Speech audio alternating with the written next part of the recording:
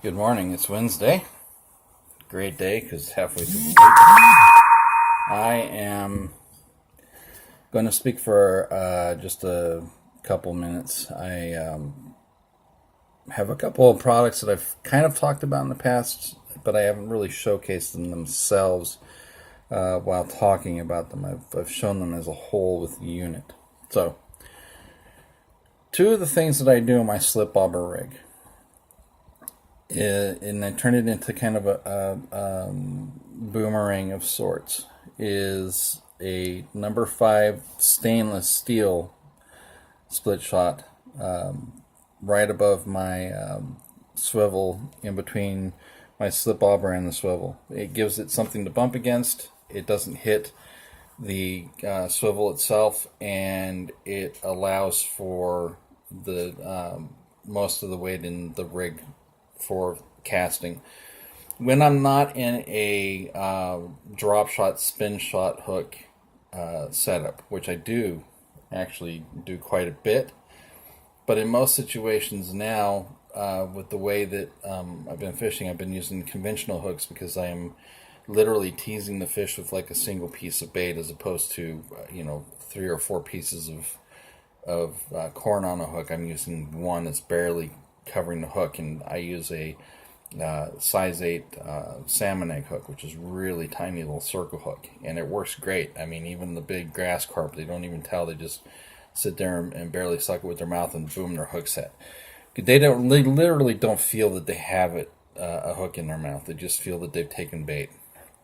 So that's at the in between point from the swivel to my bobber, and then at around 6 to 8 inches above the hook, I have 3 of these on. Now, the reason I do 3 smaller ones of these little blackbird shots is because it's around the same weight, if not a little bit more than the 5, but the profile is smaller.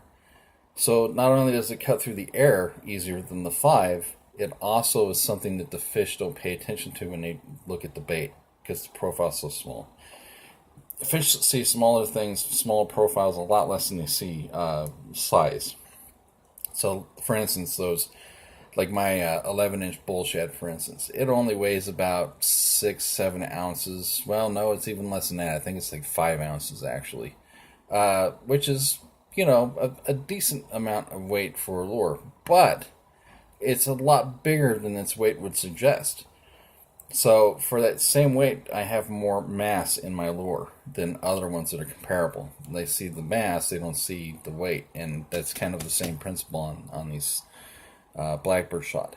The blackbird shot specifically, these are from Red Wing Tackle in Canada. They're very consistent lead weights, easy to pinch on to the line and secure. So that's why I get them, and they're really inexpensive on eBay if you look for them. And the guy that sells them is a really nice guy as well. He's very good at communicating and responding. The other part is my ESBs. The guy that makes these is in Michigan, I believe. I take them, you'll see how it's kind of shiny. Right now, I'm trying to find a better like spray-on type application.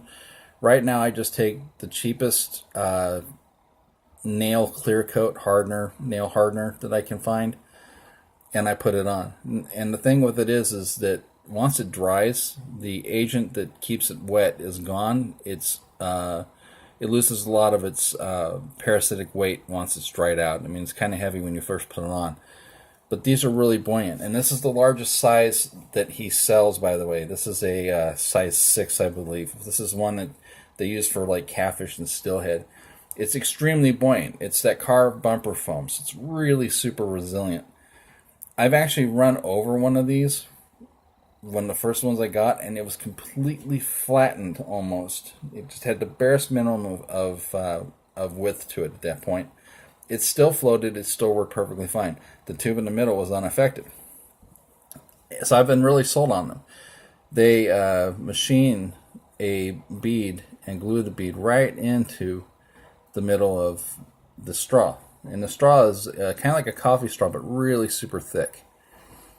And then they have, of course, a brass cap that's glued on. Now, with really light line, like 2 pound, 4 pound, this can be kind of a bitch to get the line through if it's got any kind of kink to it at all. So you'll have to be aware of that. But you got to listen to one thing. And listen and take heart in what I'm saying when it comes to these ESBs. I can get 6 of these for less than $13 in any size. Okay?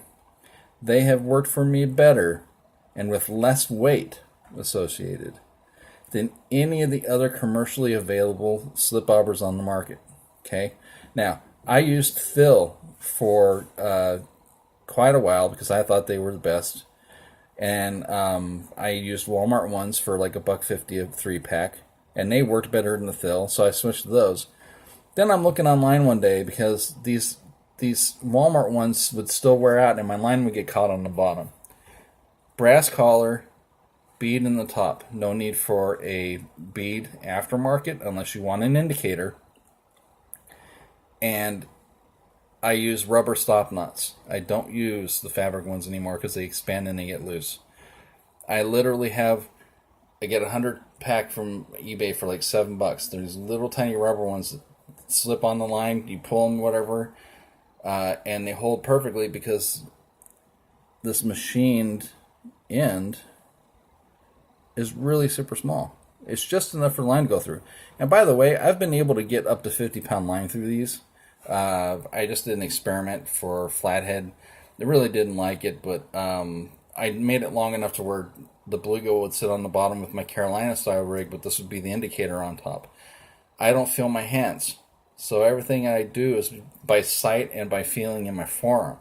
So it makes a big advantage. I just didn't like the way it sat, so I chose to get those long slip bobbers that Betts makes really cheaply. So even on my 4-pound, 2-pound ultralights, I use these size 6 because they have such a high level of buoyancy for their size, but they have almost no resistance once they go in the water. When a fish is on, they don't tell that this thing's dragging behind them. They just know that there's a hook in their mouth and they're pissed off, basically. So go get yourself some of these everlasting slip bobbers is what they're called, ESBs.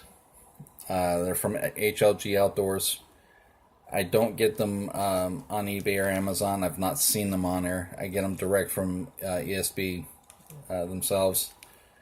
And grab some of these blackbirds from Red Wing. I get the largest size that they have. They have smaller. I've used those as well, but they don't swing the same way.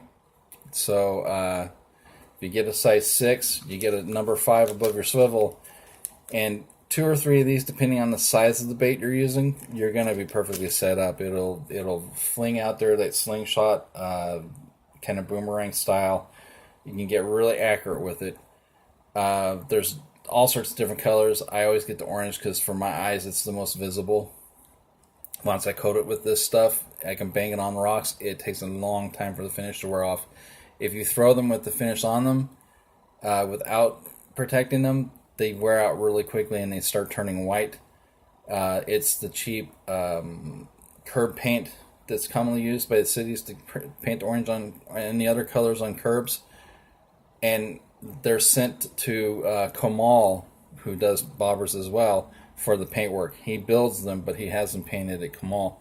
But they're worth every fucking small amount of penny that you will pay compared to the other ones. You should check it out.